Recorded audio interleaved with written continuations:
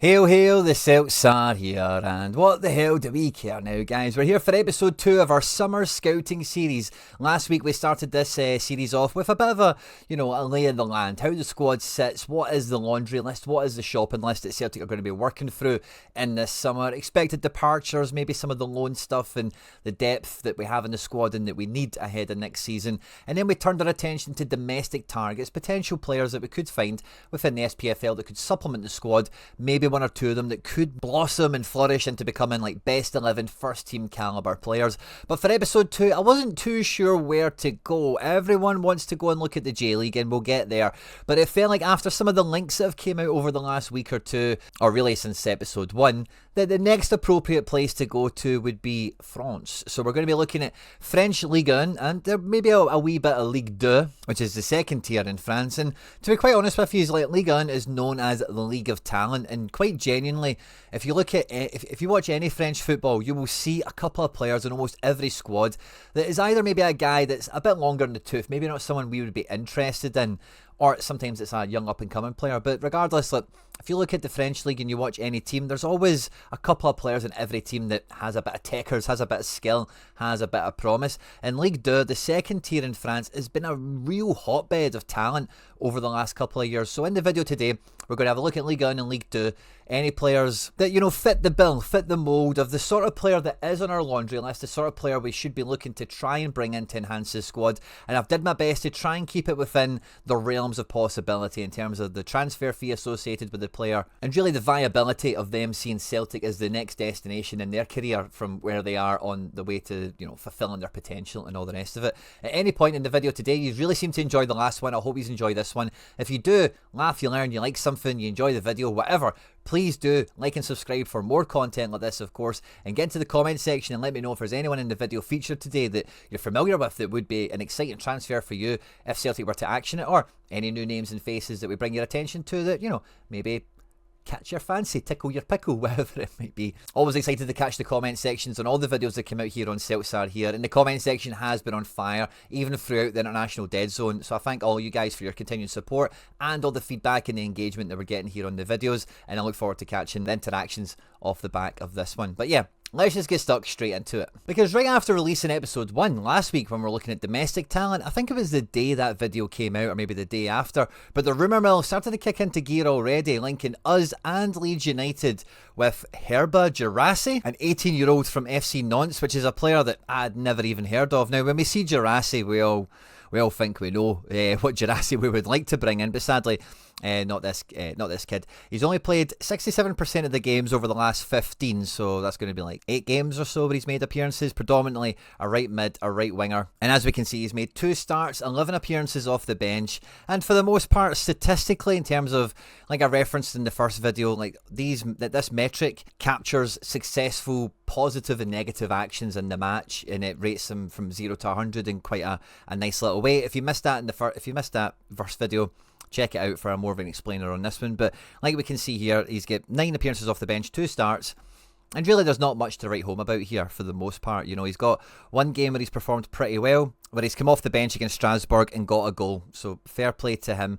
But this is a guy that, whenever I see us linked to players like this, or whenever players like this are just generally linked to big moves, they always must have, in my opinion, some sort of like youth pedigree that I'm maybe not familiar of. And there is also a lot of data that's kept internal with clubs or with agents, certainly, and then they pass it on to any interested parties of how they perform in training or their underlying kind of sports science kind of data and all that good stuff. So this isn't one I'm really able to lay any judgment on or anything like that. But if us and Leeds are interested, France, like I say, is the League of Talents, and so many of these clubs do produce, high-end, high-quality youth prospects. And if we did go and push the boat out for a guy like this, you're talking about 8 or 9 million euros at least.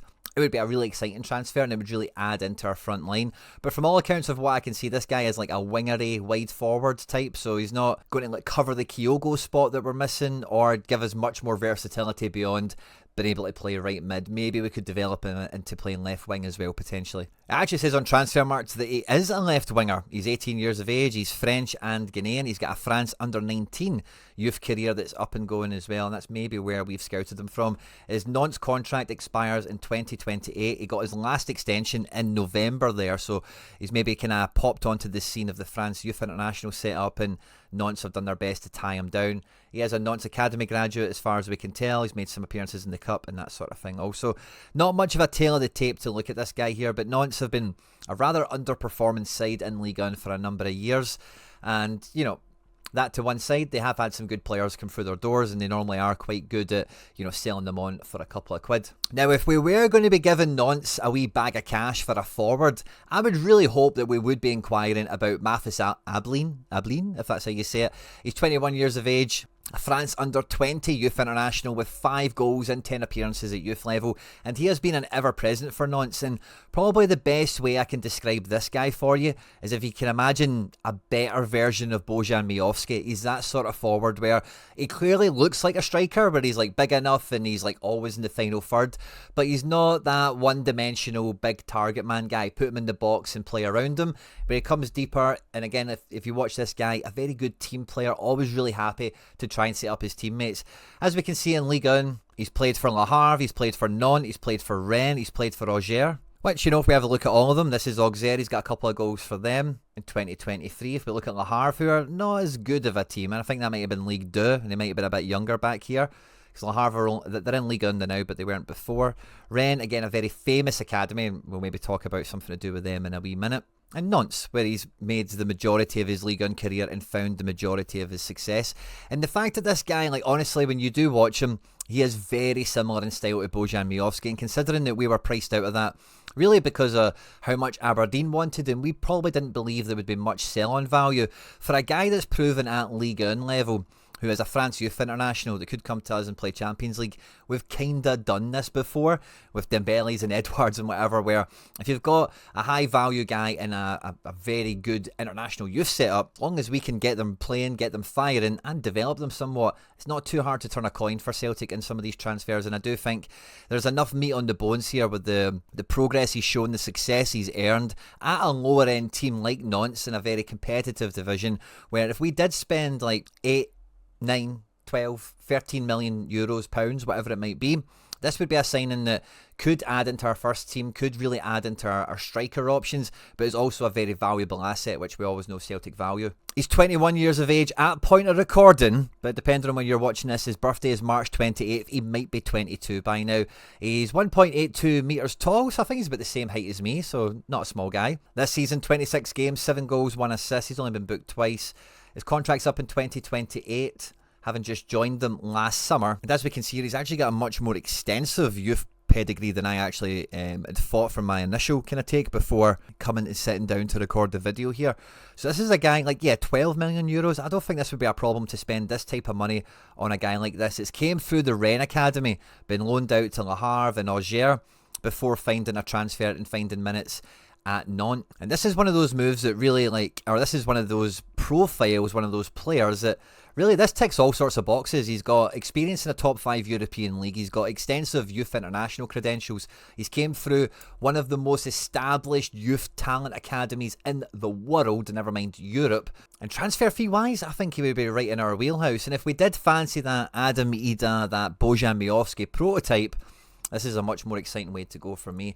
Now, normally when we think about Nantes and we think about forwards, Celtic fans do have a name and a face that we've been kind of omnipresently linked to, or ever-present linked to, and that is Moses Simon. Now, Moses Simon has 12 months left in his contract. Moses Simon is a fantastic football player. Like, he really is a really solid player, and he's still, look at these performances. In the last 5 games, he's averaging 60 out of 100. In the last 15, it's not too dissimilar. This is the guy that can play up front. He can play on the wing. We've been linked to him a bunch of times, and he's never really got out of Nantes, despite being like their main talisman, their main go-to guy for as long as I can remember, certainly. And Nantes are still kind of really circling the drain. Could we get like a triple signing out of Nantes? That would be exciting. It would probably take up our whole budget, and we still have some other bits and pieces to do. But again, with this guy being a bit older, with his contract now being in the final 12 months, I wouldn't be upset with Celtic if we went back in for this guy and made this move happen. And one of the low-key things I really like about Moses Simon is, he's 29, he's been around the block, very well capped for Nigeria.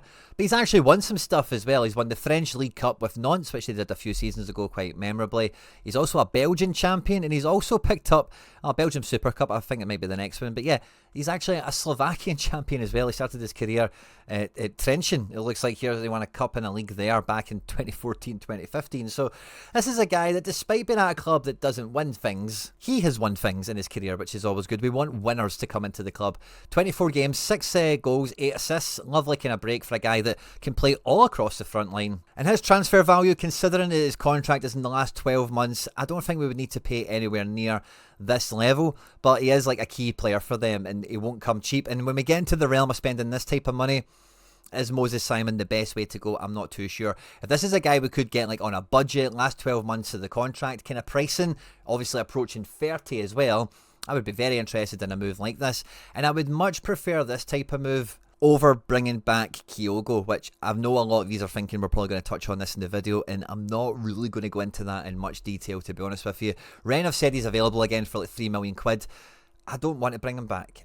For me, it's different with Kyogo versus like Tierney, Maloney, Jota, some of these other players that have happened. Like Kyogo wanted to leave. He forced that move out in January. And as much as it'd be nice for him to come back and get to 100 goals and just pick up like like nothing happened or whatever, like that's now water under the bridge for me. He's moving on with his career, and so should we. But if we are missing that kind of, that Japanese flair, that little bit of Japanese touch, there is a player in France that we could go after. One of the things that's kind of frustrated me about the Japanese lads that we've got at Celtic is every Celtic fan thinks that they should be strolling into that Japan team, but the Japan team is in a bit of a golden generation situation at the moment, and one of those players that's always kept Kyogo out the team and has often kept Daisen Maeda from like nailing in a spot is one of Daisen's best pals, as you can see here in the last international break, and that is the one, the only, the silver fox himself, Junya Ito. Now Junya Ito, as you will see here, is 32 years of age, but I wouldn't let that get your knickers in a twist too much. As we've seen with the Japanese players, age is only a number. Their career management and how they're brought into the professional game is very different to what we're used to in Europe, and for most intents and purposes, there's no real need to really hold their age against them until maybe another year or two on. We have his contract been up in 2026, but Junya Ito would be tailor-made to come into the Celtic team. Like, he'll get on with other players in the squad, of course, like Daisen Maeda, Rio Hatate, and whoever else we maybe bring in. Is a guy that's proven himself consistently very, very well across Europe, particularly in Belgium and in France. And this is a guy that, is a firm Japan international as well, has great versatility, can play up front, can play out wide as well, in a kind of mirror image version where Daisen, we like to have him on the left or coming inside to play centre forward, and Junya Ito can kind of do the same thing but play right mid. And I think this would be like an excellent budget purchase. Again, coming into the last 12 months of his contract, I don't think we would need to play his full transfer value of like 8 to 10 million euros. I firmly think that's going to be on the decline. And I think like this is a guy that if we went in for him, he would jump at the chance. He's been waiting to make that jump into an elite setup, into an elite team. And name in home country, I'm a nerd. That's funny. I wonder if that really is the translation for Junya Ito into Japanese. Let's sign the nerd, eh? But again, a guy that's had some pedigree. He came through out of high school, out of university, and into senior Japanese football in 2016. He moved to Raysong. That's probably where he's began his kind of main stint before a couple of years later moving to Genk. So again, for a guy that's 32, he's only been in the senior game for like 9 years or so. So that's that kind of Japanese, age is only a number situation here. And again, like I say, on a budget, this is a guy that would blend in well to the squad, is a winner, and would be very grateful to be at Celtic and grab the opportunity with both hands, in my opinion. Now, I do think Junya Ito would be a great budget pick to add into the best 11 and kind of keep us on the path that we're going down. But in Ligue 2, there's another great bargain budget potential option that could be low-key a very good successor, or another player that can carry that load of Rio Hatate, and that is Nathan Skeeta. I think that's just how you say it. He's from Finland. You can probably tell by how crazy the name is. He plays for Dunkirk, who you've maybe heard of the place before, maybe didn't know they had a football team, but they are 4th or 5th in Ligue 2 at the moment. And this guy has been one of the key centre mids for them, and one of the more exciting ones to pay attention to in France Ligue 2.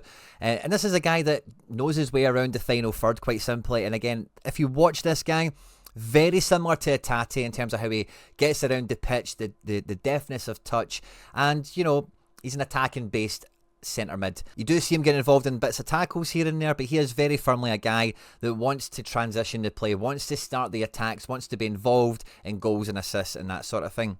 And at 22 years of age in France Ligue 2, similar to one or two other players, like I mentioned, it's been a hotbed of talent in recent years. This is a guy that could be gotten relatively on the cheap that could make a massive impact. And it's always nice to see winners' medals when we open this up. He's already a French Cup winner, Ligue 2 tier champion, and a Finnish Cup winner. I wonder who he won that French Cup with. 24 appearances this season, 7 goals, 4 assists. Is beautiful to see. His contract, again, he's entering the final 12 months of it. Was he maybe in a Toulouse squad maybe when they won the Cup? It couldn't have been with Dunkirk. Interesting, to say the least. And yeah, his transfer value, this is right around Celtic territory for a guy like this who's a Finnish youth international, which, by the way, those numbers, 26 games, 11 goals, is none too shabby whatsoever. But yeah, formerly of Toulouse, so he must have got a medal from being on their bench or something like that. He did make 3 appearances in the Cup, a goal and an assist in them, so maybe I'm selling him a bit short. He might have been a hero in the final, for all I know. Maybe should have looked into that one in a little bit more detail. But this is a player that is an attacking-minded guy, but does play centre mid. And like I say, when you do watch him, he's very similar to Tate. And around that €2 million mark, like this feels like it could be a really Celtic move. And if we are going to try and, you know, fix our problems in that sort of price range, I wouldn't be surprised if we got linked to someone like John Patrick. Now, when you look at this picture, the first thing that's going to, the first thing you're not going to think when you look at this guy is Irish Youth International, right? But he is, right? And this is a guy who's been on my radar for a couple of years because he showed up at Getafe. He'd been on their squad list for a couple of years, and Getafe is one of those Spanish clubs that I've just got a weird, I just end up watching too many of their games. He never really made any appearances there, right? But one thing about Getafe that you need to know is they're like a watered-down version of Simeone's Atletico Madrid, where they kind of play like 9 defenders. They don't really do much. They're very, dark arts and, all that kind of stuff. And he was there for a few years, so he's very well, he's had very good tutelage, as it were, at being that defensive midfielder, take no prisoners, do the right thing by the team. And Rennes, who Junya Ito also plays for, are a team that, amongst the teams in France, like teams like Toulouse and Rennes have got very good academies and they've got a decent network around them. But teams like Reims, Brest, Lens, they've got a fantastic network of infrastructure and they do very, very well at unearthing players and bringing them into the big stage. And they signed this guy for a couple of quid, despite him never really featuring in La Liga, which makes me think that they know something that maybe we don't. And as you can see, so far in Ligue 1 in France, he's playing, he's okay. Not really stepped up to the heights yet. He was born in Spain. I didn't know that. Maybe explains the haircut and whatever as well. But he's 21 years of age at the moment. And his contract with Reims expires in 2029. They have just picked him up. But Brendan loves signing Irishmen. His transfer value is very nominal. And he's 1m92 tall. I think that's like 6 foot, 6'1" or something. John Joe Patrick Finn Benoit could be a player that, maybe not quite Celtic now, but maybe Celtic a few years ago would have almost certainly been trying to tap up and try and bring in.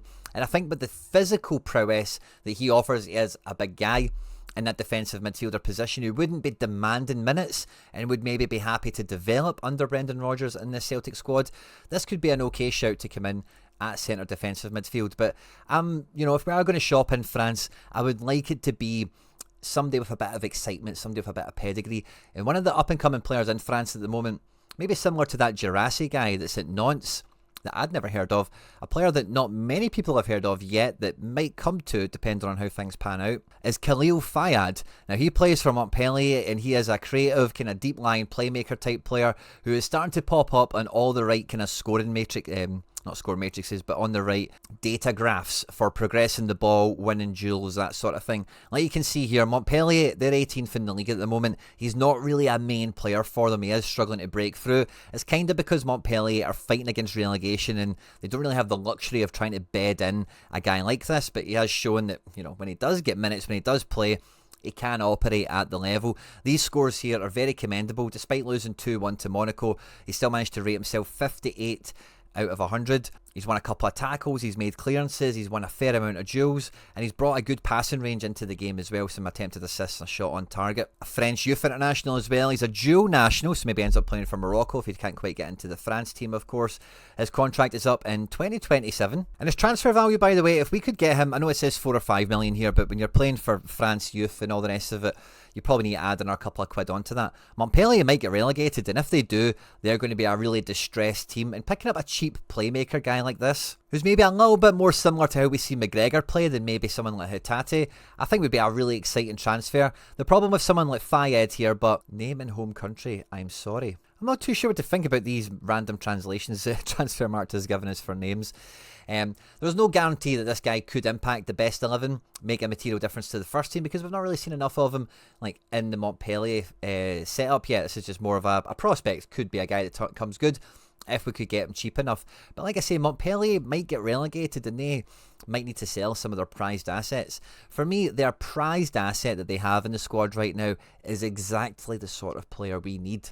And his name is Joris Chotard. He is 23 years of age, a very prominent member, again in the France Youth International setup. And this guy legitimately is everything that we are missing in midfield right now. He's got a left foot, he plays deep defensive midfielder, he has a nose for danger, he likes to tackle, but he has that kind of Arne Engels range of passing where he can switch the ball, he can spray it, he can find it down the channel. He genuinely has every attribute you would want to have in the next Celtic centre midfielder. He's currently 23 years of age, 17 appearances so far this season. Like I say, he's not goals 1, assists 0. He's not that type of guy. He is a deeper lying centre midfielder who has that nose for danger. He is in the final year of his contract, and with Montpellier circling the drain of relegation, his transfer value is subject to negotiation. We will not be the only team interested in him, but we will probably be one of the biggest teams interested in him. And I think a signing like this would be a marquee signing. I think he would make a huge difference to our best 11, and he would really level us up. He's got a little silver medal from the Olympics, so that's always nice to see as well. So this is a guy, and again, like French youth internationals will be familiar with, oh yeah, I can go to Celtic and do my thing and I will progress my career.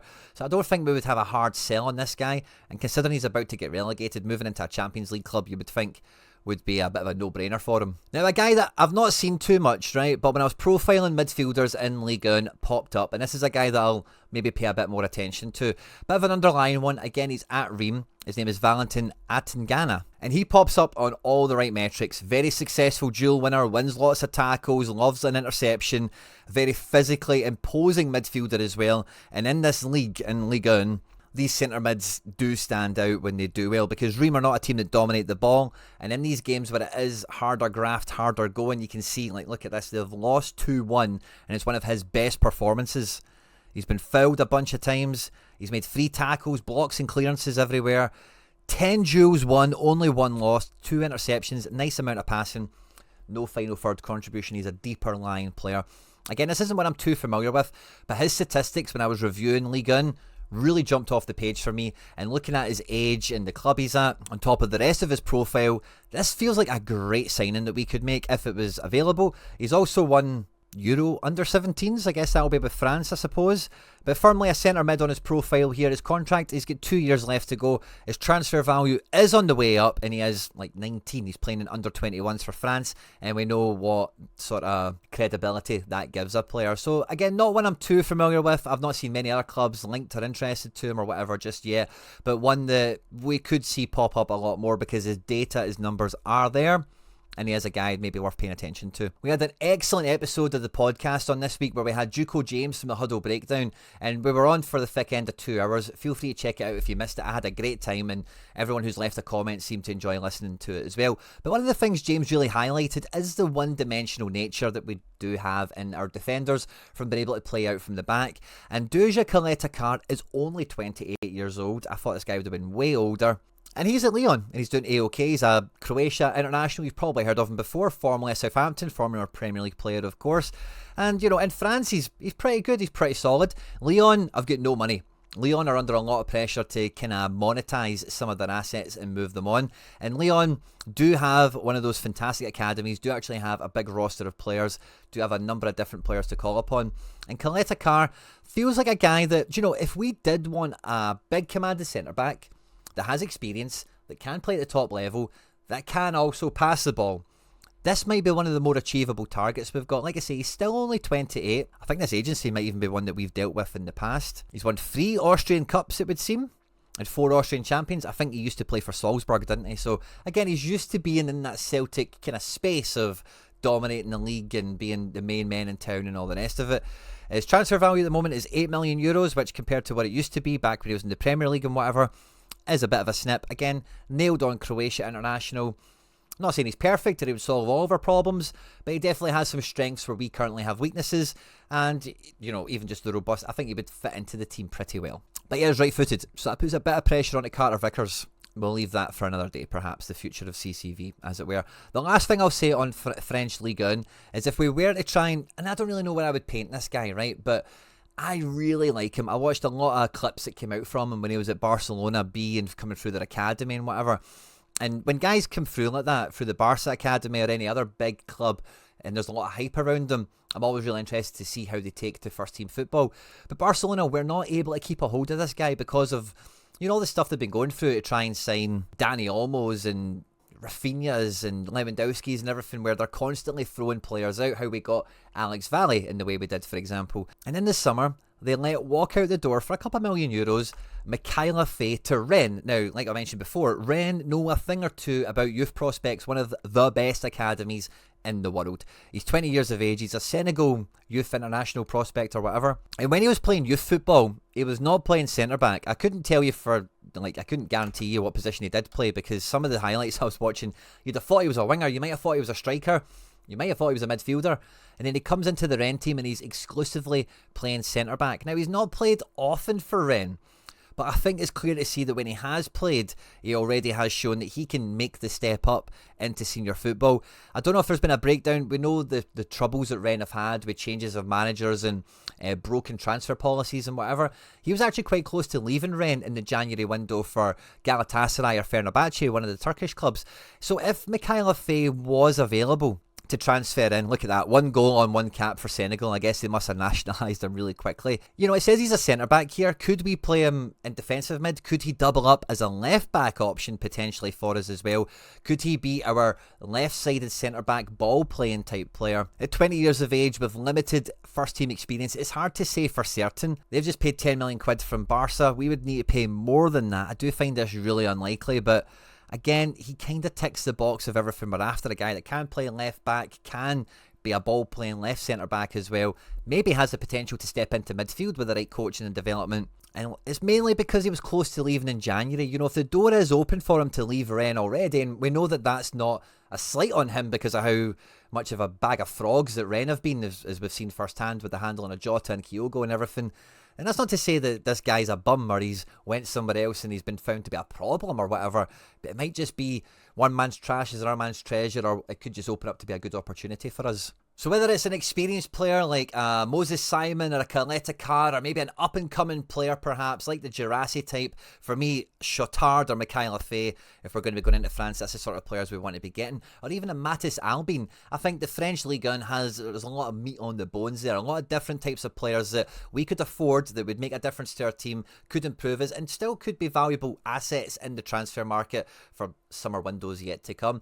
I hope you've enjoyed this one, guys. It'll be interesting to follow this on and watch and see if we do actually go after any of these guys. Do we get linked to them? Do we pursue one or two of them? It could be interesting. And we're going to add all of these guys into the watch list that we started next week. And as we start to roll through these episodes, we'll start to compare and contrast some of the targets that we've identified and try and distill it and boil it down into like an elite, like this is the 10 guys we should be going for or something like that. I don't know. We'll take it one episode at a time. I hope you've enjoyed this one. On screen and now some other stuff that we've made that YouTube thinks you might enjoy. Don't forget to like and subscribe for more content like this, of course. Hail, hail, and moan the hoops.